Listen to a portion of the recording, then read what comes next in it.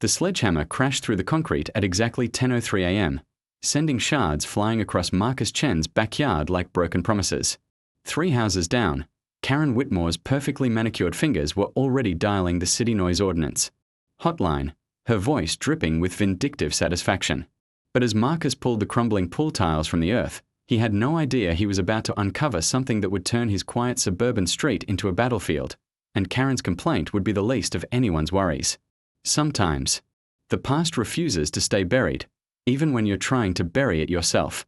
The morning sun cast long shadows across Maple Grove Drive as Marcus Chen wiped sweat from his forehead, leaving a streak of concrete dust across his dark skin. The rental jackhammer sat silent beside him, its work complete after 3 hours of methodical destruction.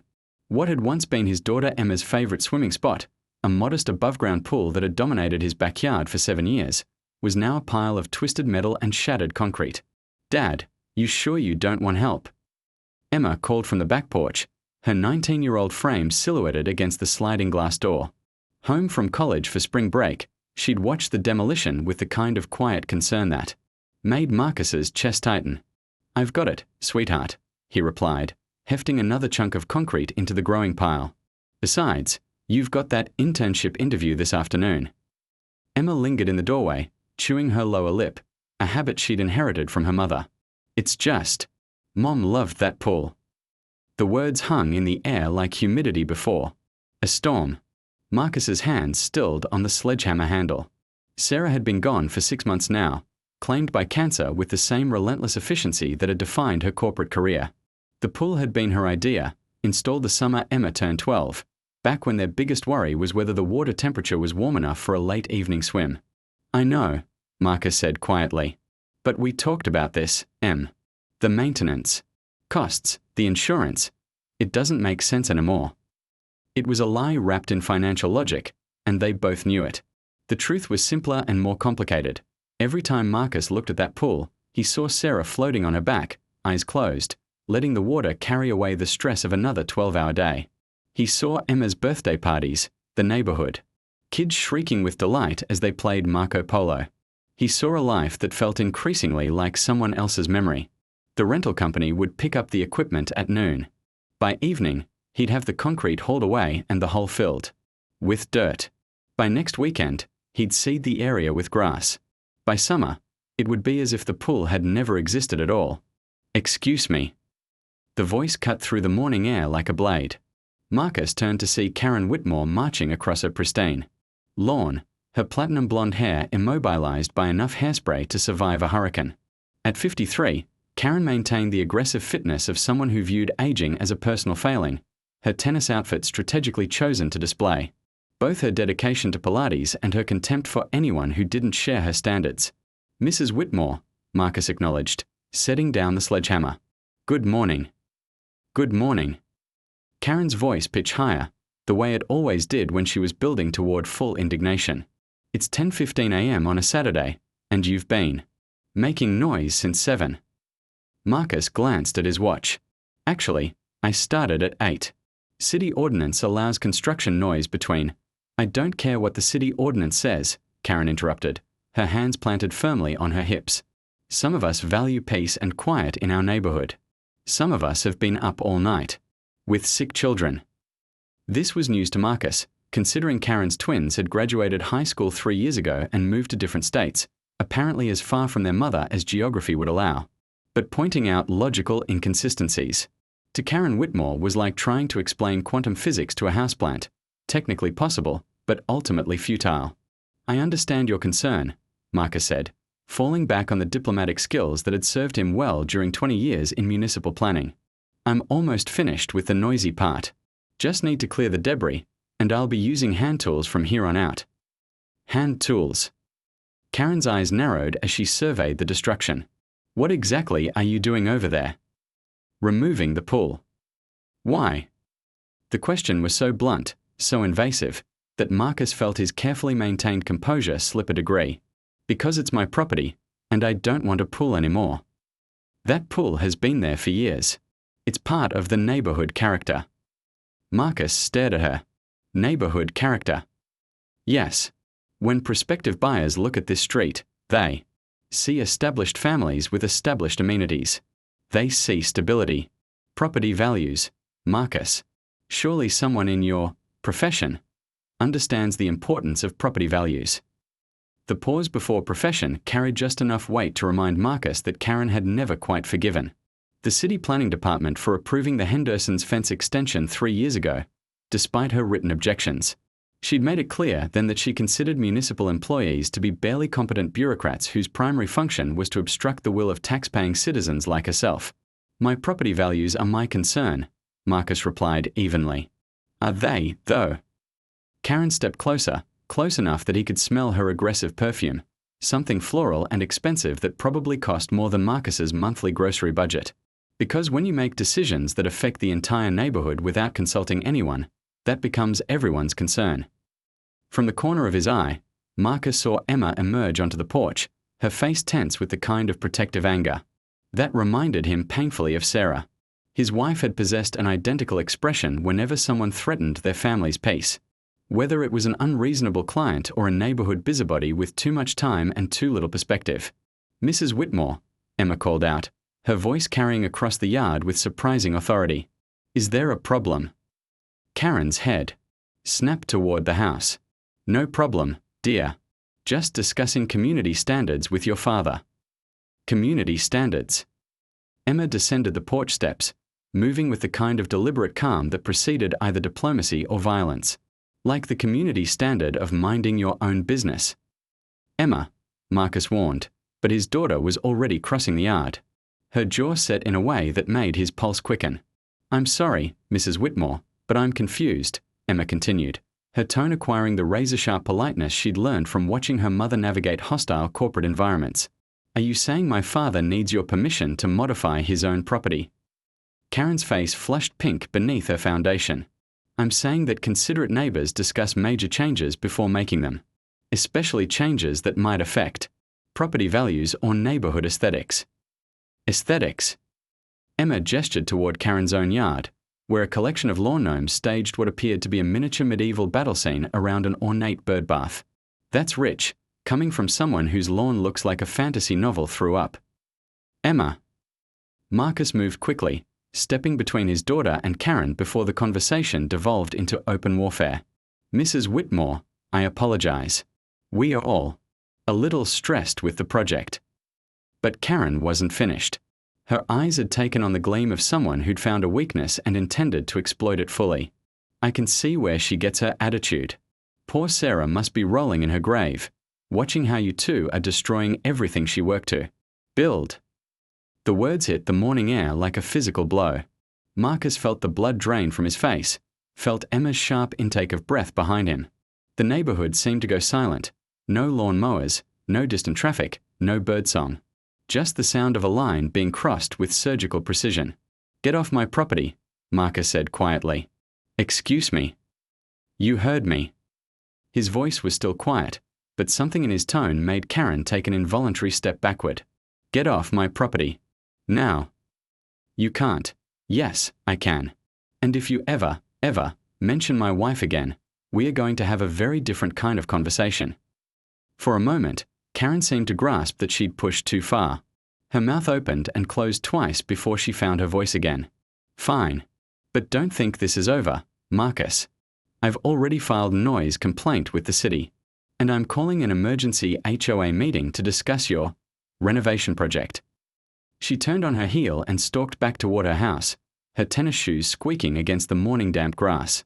Marcus watched her go, his hands clenched into fists at his sides. Dad.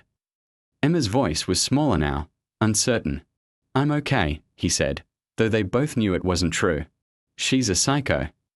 She's grieving too, in her own way. Your mom was the only person on the street who could manage Karen without losing her temper. That doesn't give her the right to. No, Marcus agreed. It doesn't. They stood in silence.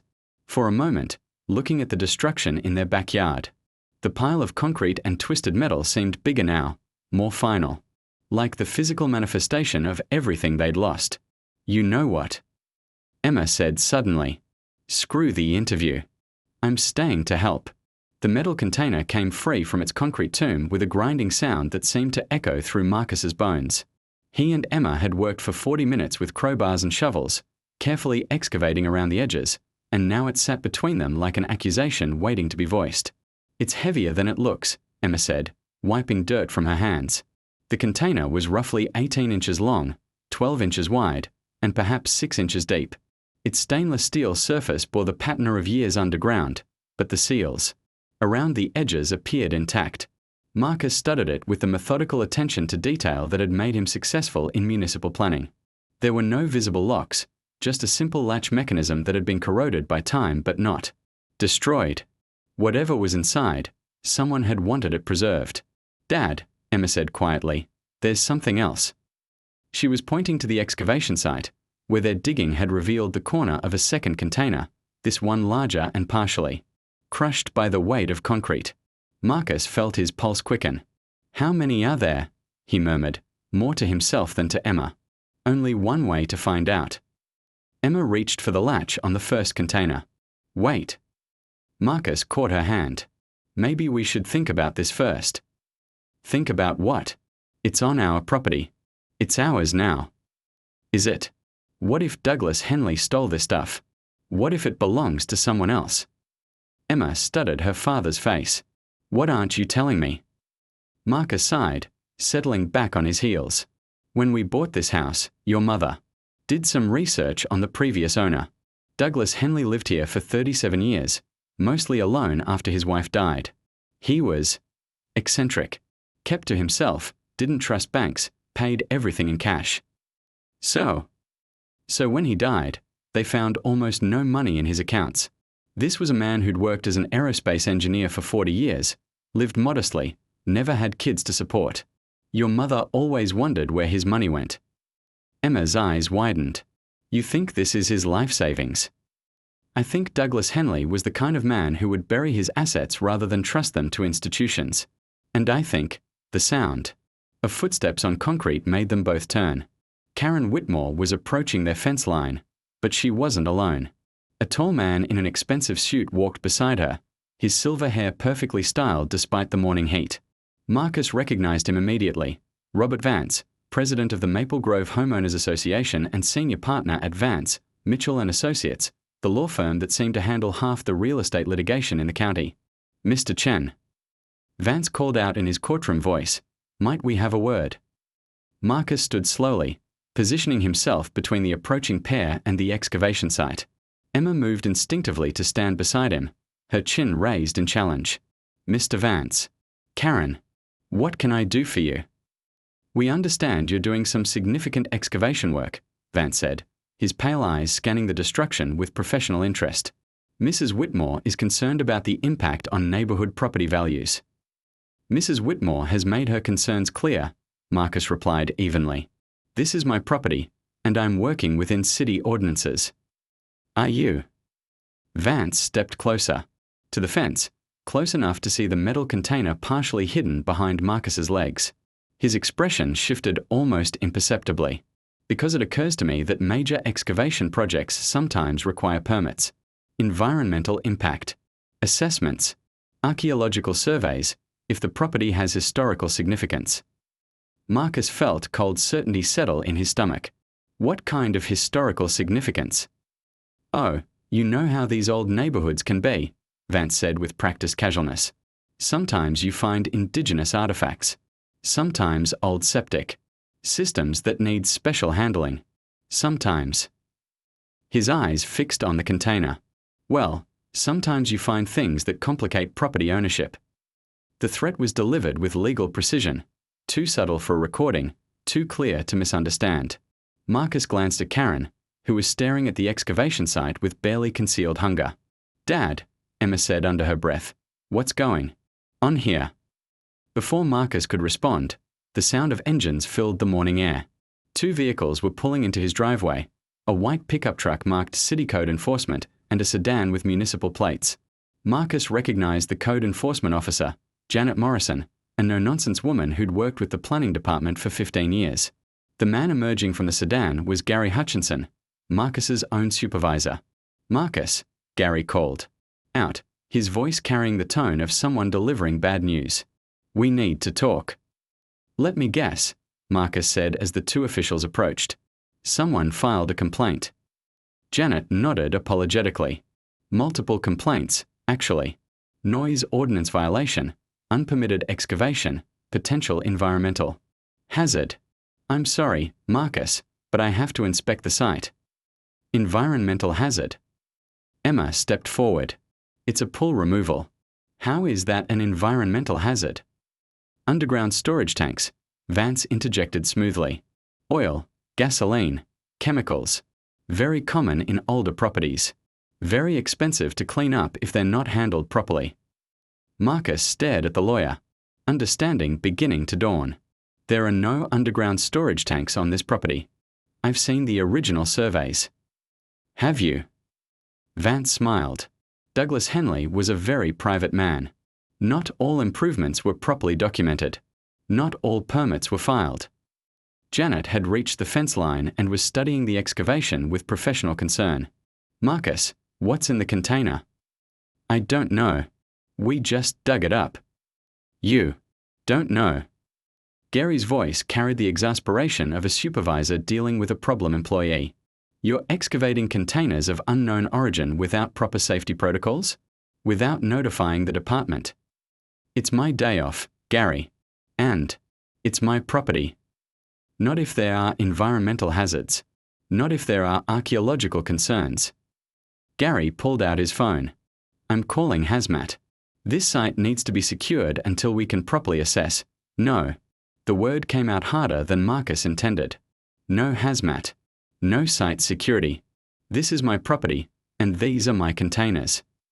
"Your containers?" Vance's eyebrows rose. "Based on what documentation? What proof of ownership? What provenance?" The legal term hit like a physical blow. Provenance. The ability to prove legitimate ownership through documented history. Marcus realized with crystalline clarity that he was walking into a carefully constructed trap. "The containers were buried on my property," he said. "That makes them mine." "Actually," Vance said, pulling a leather portfolio from his briefcase, "it doesn't. Under state treasure trove law, buried objects of unknown origin may be subject to competing ownership claims, particularly if they represent assets that were hidden to avoid legitimate creditors." "Creditors?" "Douglas Henley died with substantial debts, Mr. Chen. Medical bills, primarily, from his wife's lengthy illness. The estate was settled, but there were irregularities. Questions about missing assets." Emma grabbed her father's arm. "Dad, they knew. They knew what was down there." The accusation hung in the morning air like smoke. Vance's expression didn't change, but Karen's face flushed with something that might have been guilt or excitement. "That's a very serious allegation, young lady," Vance said quietly.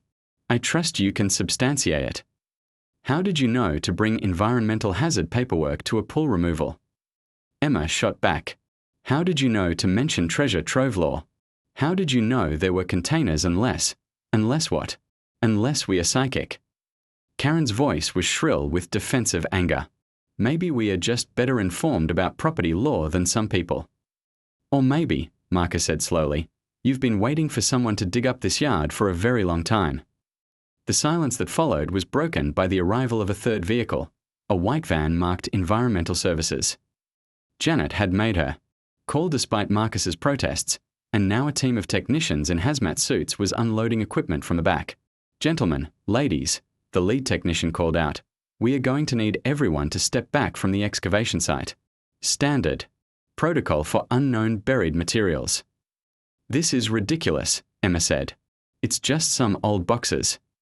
"Boxes that could contain anything," Gary replied firmly. "Chemical waste, biological hazards, radioactive materials. We can't take chances." "Radioactive materials."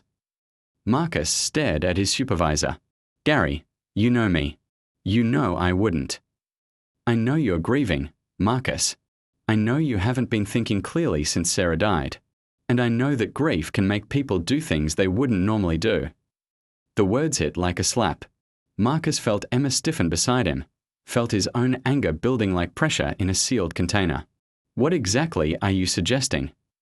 I'm suggesting that you may have found something valuable and tried to handle it privately instead of following proper procedures. I'm suggesting that your judgment may be compromised. My judgment. Marcus's voice rose despite his efforts to stay calm. My judgment is compromised because I'm removing a pool from my own backyard. Your judgment is compromised because you're standing there arguing instead of cooperating with a legitimate inspection, Vance interjected. Because you're making this more difficult than it needs to be. The hazmat technicians had reached the excavation site and were setting up a containment perimeter. One of them lifted the metal container with practiced efficiency, seal. The emergency HOA meeting was scheduled for 7 p.m. in the community center, but Marcus Chen had no intention of attending. Instead, he sat in his darkened living room at 6:30, watching through barely parted curtains as his neighbors filed past his house toward the meeting. Their faces carried the mix of curiosity and disapproval that suburban scandals always generated, equal parts fascination and moral superiority. Emma emerged from the kitchen carrying 2 cups of coffee, her laptop tucked under her arm. I've been digging into Douglas Henley's background, she said, settling beside him on the couch. Found his obituary, employment records, even some old news articles about his work. And he wasn't just any aerospace engineer, Dad. He worked for Lockheed Martin on classified defense contracts, guidance systems, satellite technology, stuff that would have been seriously valuable to the wrong people. Marcus accepted the coffee gratefully, though his stomach was already churning with caffeine and anxiety. You think he was selling secrets? Or someone thought he was.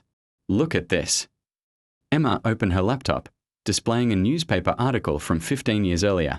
Engineer questioned in technology transfer investigation. That's Henley. Marcus. Read quickly.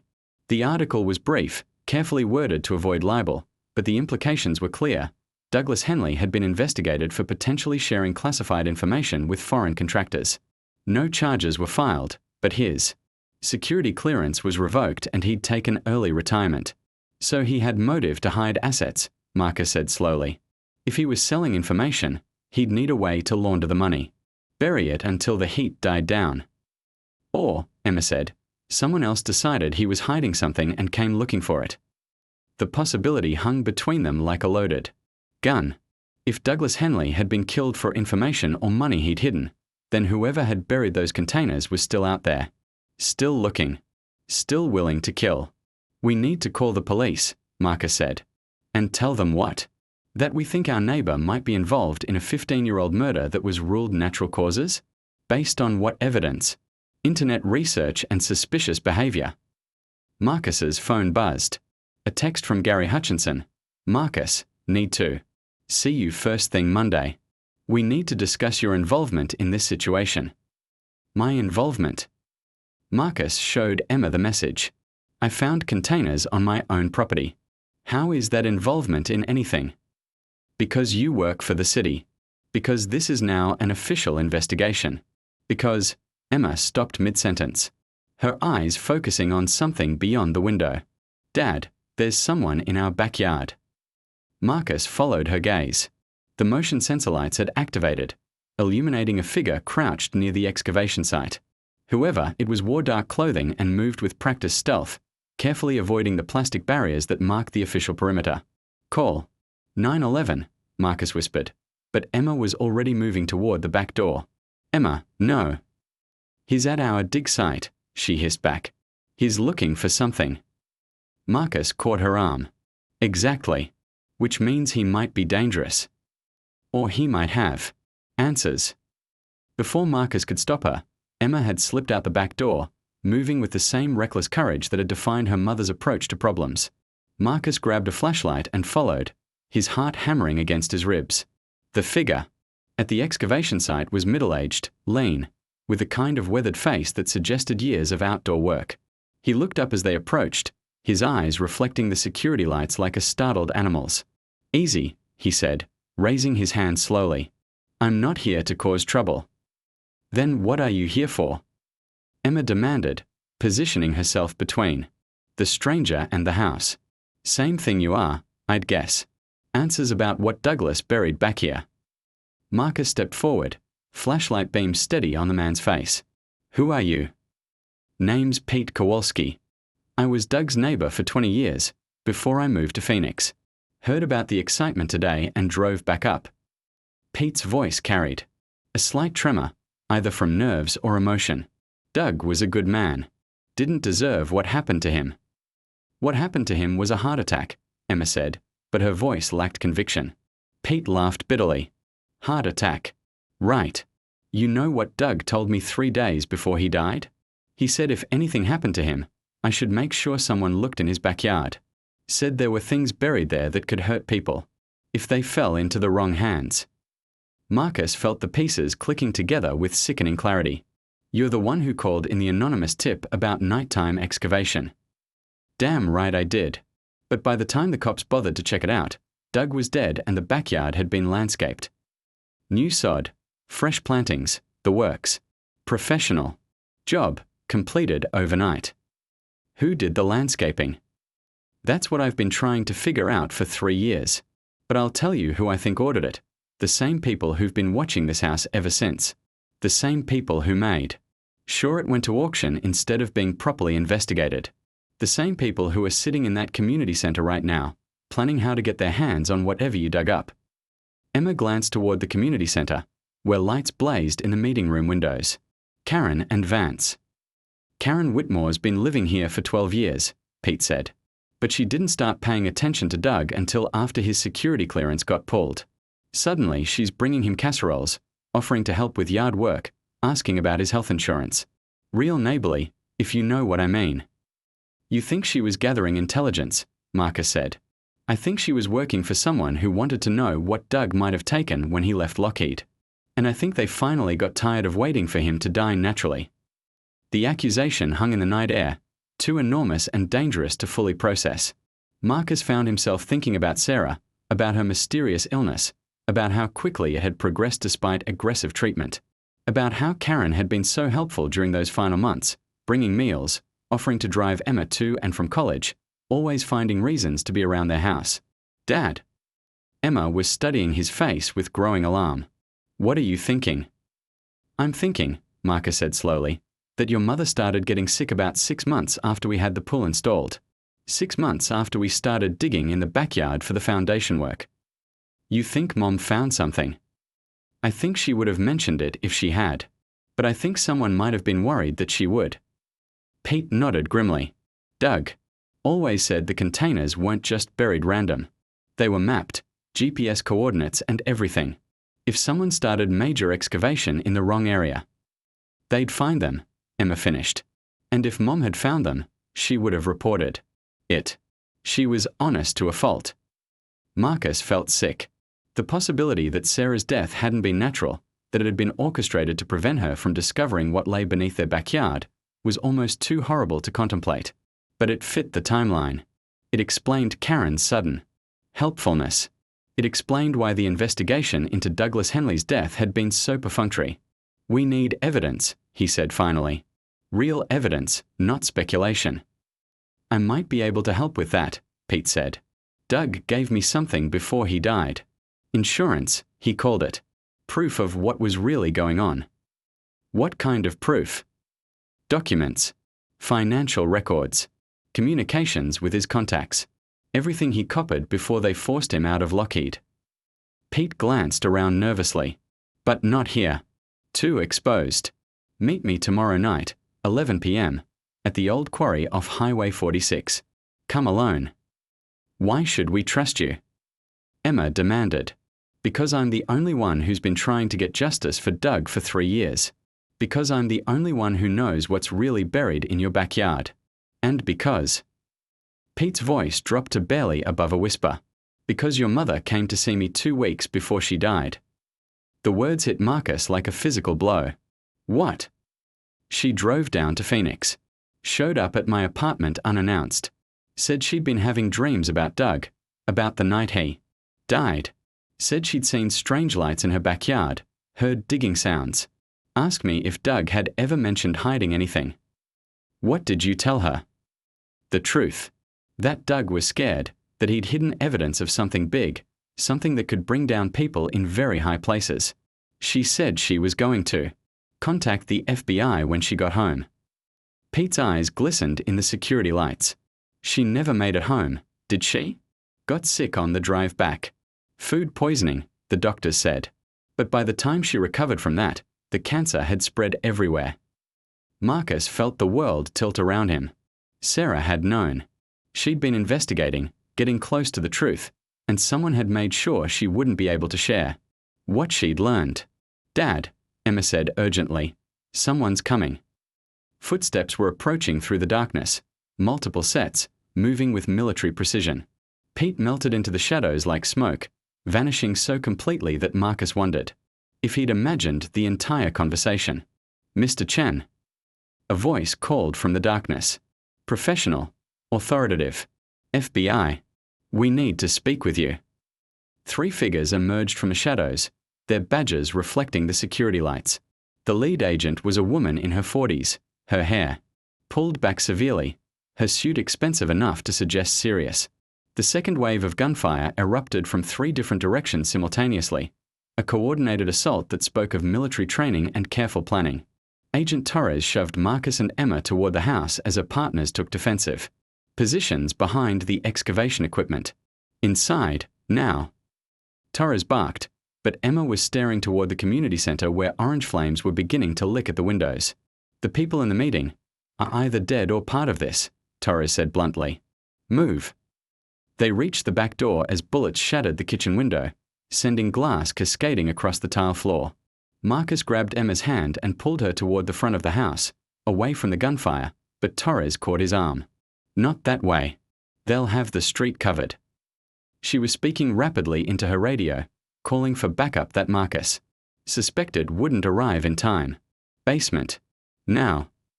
"We don't have a basement. Crawl space, storm shelter, anything below ground level." Marcus's mind raced. The old root cellar, under the garage.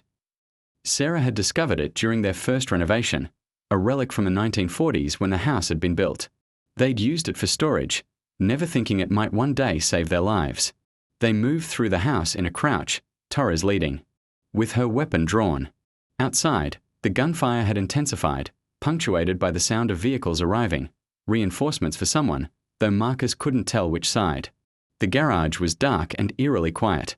Marcus fumbled for the hidden latch that opened the root cellar entrance, his hands shaking with adrenaline.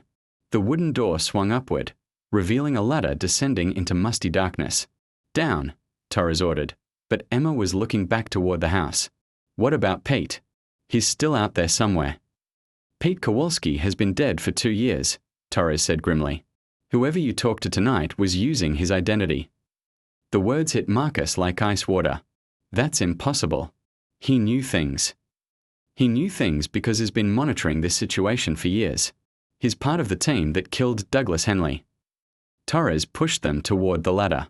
"The real Pete Kowalski died in a car accident in Phoenix in 2023.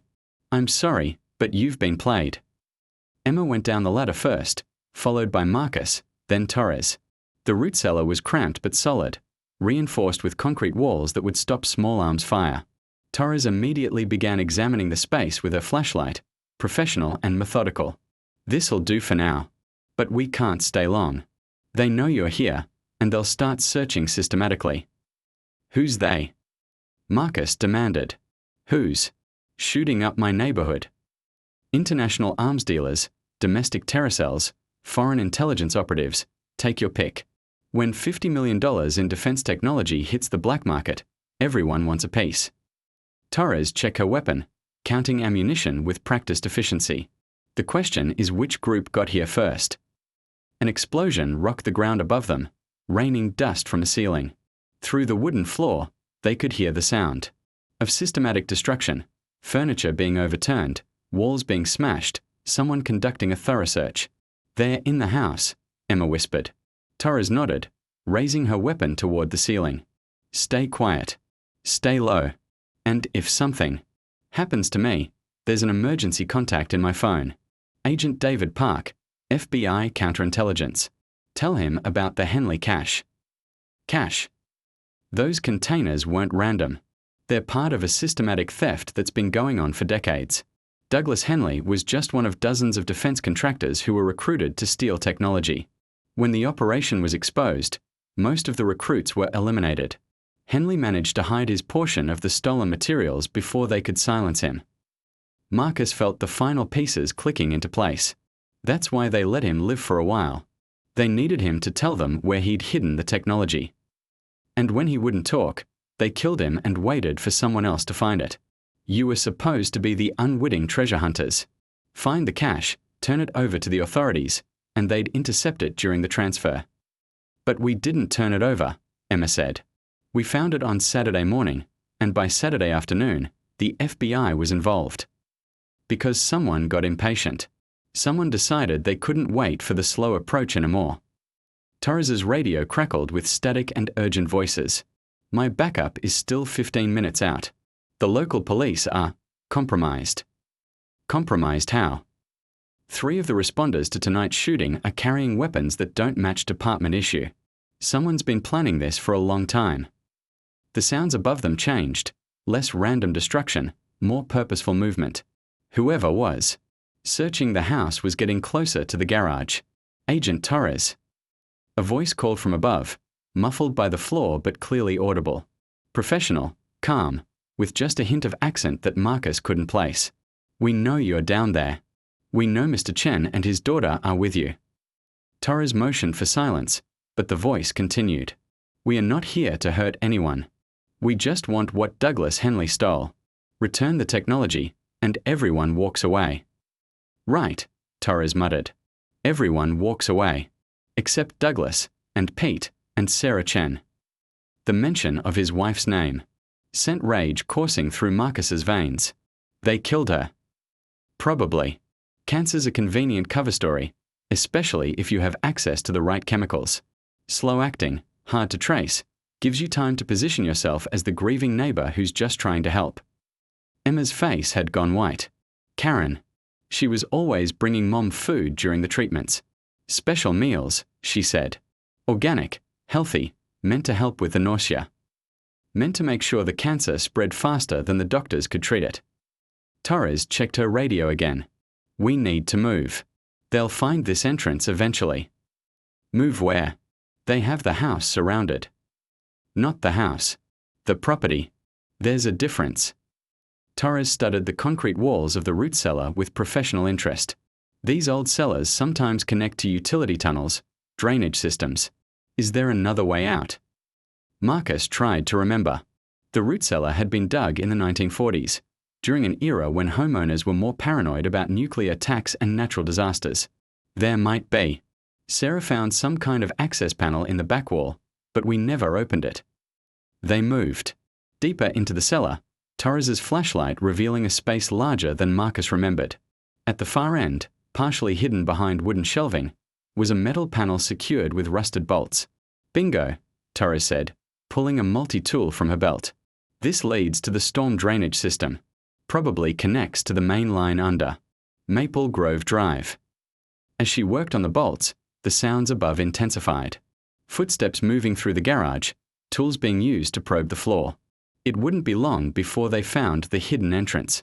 Got it, Torres said as the panel swung open, revealing a concrete tunnel barely wide enough for a person to crawl through. Emma first, then you, then me. Move fast and stay quiet. Emma disappeared into the tunnel without hesitation.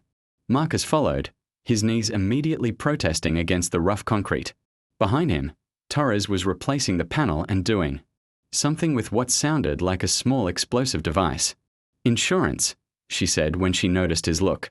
Anyone who tries to follow us is going to have a very bad day. The tunnel was claustrophobic and smelled of decades-old water damage, but it was solid and led steadily away from the house.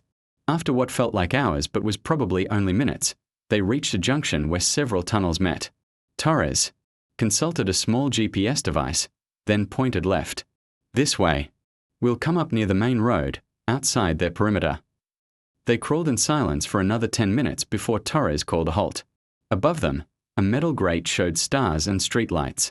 The sounds of gunfire had faded, replaced by the distant wail of sirens. Back up. Emma asked hopefully. Maybe. Or maybe reinforcements for the other side. Torres carefully lifted the grate, peering out before climbing up into what appeared to be a roadside drainage ditch. Clear. Come on up. They emerged into a world transformed. Emergency vehicles filled Maple Grove Drive, their flashing lights painting the neighborhood in alternating red and blue. The community center was fully engulfed in flames, and Marcus could see at least 3 houses with obvious bullet damage. His own house was dark, surrounded by figures in tactical gear. Jesus, Emma breathed. What happened to our neighborhood? Reality, Torres said grimly. The same reality that's been lurking under the surface for 3 years, waiting for someone to dig it up. Her radio crackled with an incoming message. Torres, this is Park. What's your status?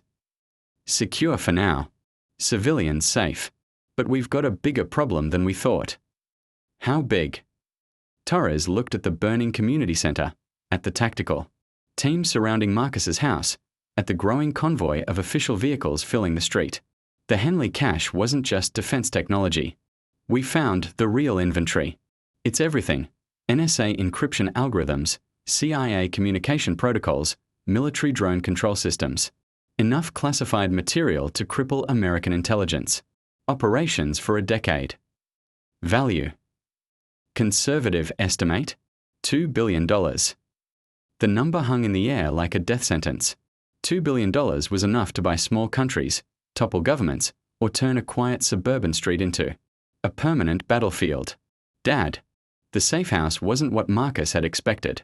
Instead of some anonymous government facility, Karen, Agent Walsh, had brought them to a sprawling estate in the hills outside the city, complete with manicured gardens and a view that probably cost more than most people's annual salaries. The message was clear. This wasn't official government business anymore. This was private enterprise with unlimited resources. I know what you're thinking, Karen said as she led them through a marble foyer that belonged in a museum. How did the soccer mom from next door afford all this? The answer is simple. I've been very good at my job for a very long time. Emma's hands were zip-tied behind her back, but her voice carried all the venom she couldn't express physically. Your job being murder. My job being asset recovery. Sometimes that requires difficult decisions.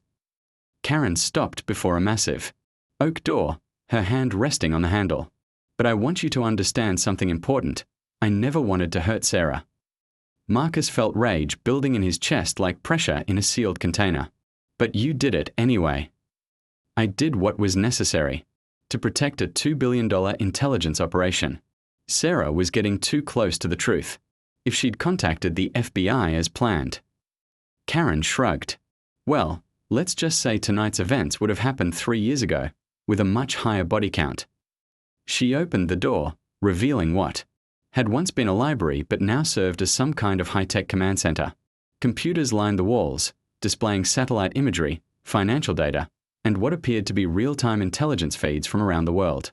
At the center of it all sat a man Marcus recognized from newspaper photos. Senator James Crawford, chairman of the Senate Intelligence Committee. Mr. Chen, Ms. Chen, Crawford said without looking up from his computer screen. Thank you for joining us. I understand you've had quite an evening. You're behind this, Marcus said. It wasn't a question. I'm behind protecting American interests in an increasingly dangerous world. Sometimes that requires creative approaches to funding and resource allocation. Crawford finally turned to face them, his politician's smile as cold as winter sunlight. Do you know how much Congress allocates annually for covert intelligence operations? It's a fraction of what our enemies spend. So we've learned to supplement our budget through entrepreneurial activities. You mean stealing and selling government secrets? I mean recovering assets that would otherwise be lost to bureaucratic inefficiency. Douglas Henley and his colleagues weren't just stealing technology, they were preserving it, keeping it available for future American operations while generating the revenue necessary to fund those operations. Emma stared at him with undisguised contempt. You're a traitor. I'm a patriot who understands that sometimes you have to break the rules to serve a higher purpose. Crawford gestured toward the computer screens. Do you see those financial feeds? That's funding for operations in 17 countries, keeping America safe while Congress argues about budget allocations. Every dollar we've generated through the Henley cash has gone toward protecting American lives. After you take your cut, Marcus said. Crawford's smile widened. Of course. Public service has always been poorly compensated. Consider it a performance bonus.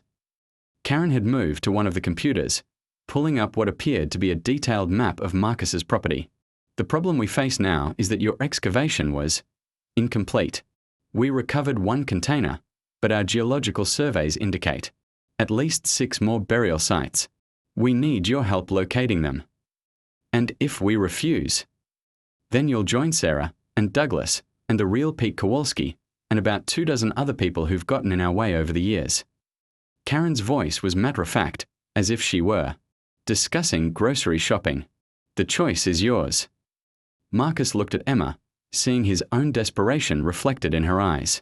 They were trapped, helpless, facing people with unlimited resources and no moral constraints.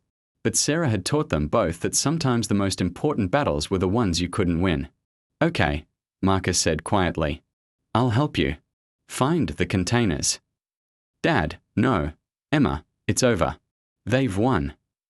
He met Karen's eyes with what he hoped looked like defeat. But I want something in return. You're hardly in a position to negotiate. I want to know how you killed my wife. I want to know exactly what you gave her, how long she suffered, whether she knew what was happening. Marcus's voice broke convincingly. I need to know. Karen studied him for a long moment, then nodded. Thallium acetate. Colorless, odorless, virtually undetectable in food. I added it to the organic meals I brought her over a period of 6 months. It mimics the symptoms of aggressive cancer while actually suppressing the immune system's ability to fight the real cancer cells. She never had a chance. No, but she died believing she was fighting a disease, not a person. There's mercy in that. The admission hung in the air like a confession at a war crimes trial. Marcus closed his eyes, processing the horror of it while also feeling a surge of grim satisfaction. Karen had just provided enough detail to convince any jury in the world. Thank you, he said quietly. That's all I needed to know. Good. Now, about those burial sites, Marcus's phone, which they'd somehow overlooked during the capture, began playing a recording at maximum volume. Karen's voice filled the room with crystalline clarity. Thallium acetate. Colorless, odorless, virtually undetectable in food. I added it to the organic meals I brought her over a period of 6 months. What the hell? Crawford lunged for the phone, but Marcus was already speaking. Emma, now. Emma threw herself sideways, her zip-tied hands somehow producing a small device that she slammed against the floor. The flashbang grenade, lifted from Agent Torres during their escape through the tunnels, detonated with enough force to shatter every piece of electronics in the room. In the chaos that followed, Marcus rolled toward the windows while Emma somehow freed herself from the zip ties with a blade she'd concealed in her shoe. The tactical team members who rushed into the room were blinded and disoriented, firing wildly at shadows. The recording. Karen screamed, but Marcus was already throwing his phone through the shattered window into the estate's fountain. The device, hardened against water damage and equipped with cellular backup, would continue transmitting to every major news outlet, law enforcement agency, and congressional oversight committee in the country. It's already uploaded, Emma shouted over the gunfire, helping her father toward the window. Cloud storage, multiple servers, dead man switch. If we don't check in every 12 hours, it gets released automatically. They went through the window together, landing hard on the manicured lawn as bullets shattered the glass above them. Marcus's phone had indeed been their ace in the hole, modified by Emma during their brief stop at her college dorm room with help from her computer science roommate.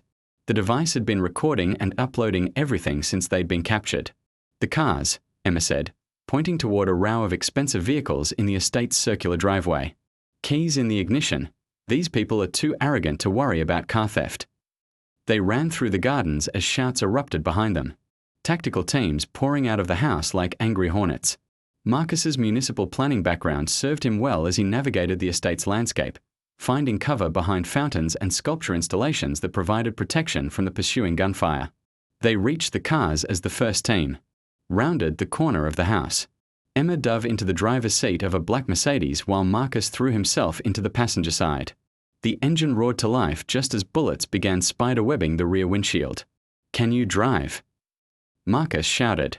Mom taught me on back roads when I was 15, Emma replied, flooring the accelerator and sending gravel flying as they raced toward the estate's main gate. Hold on. The gate was closing as they approached. Someone had triggered the security system. Emma didn't slow down. The Mercedes hit the wrought iron barrier at 40 miles per hour, tearing through it in an explosion of sparks and twisted metal. Where are we going? Marcus asked as they raced down the hillside toward the city lights below. To finish what we started. Emma's hands were steady on the wheel, her voice filled with the same determination that had defined her mother's approach. To impossible problems. To make sure everyone knows the truth. Behind them, other vehicles were giving chase, but the Mercedes was faster and Emma's driving had the reckless precision of someone with nothing left to lose. They reached the main highway as the pursuit vehicles fell behind, their occupants, probably more concerned with damage control than capture. The recording is everywhere by now, Emma said, checking her phone with one hand while steering with the other. News outlets, FBI field officers, congressional staff. Karen's confession is going viral. Marcus felt something loosening in his chest. Not relief, not yet, but the first possibility of it. What about Crawford? He'll claim the recording was fabricated. Hard to do when half his staff heard the original conversation. And when the forensic accountants start following the money trail from his campaign funds to offshore accounts. Emma smiled grimly. Politicians survive a lot of scandals, but treason isn't one of them. They drove in silence for a while, processing the enormity of what they'd just survived and a couple.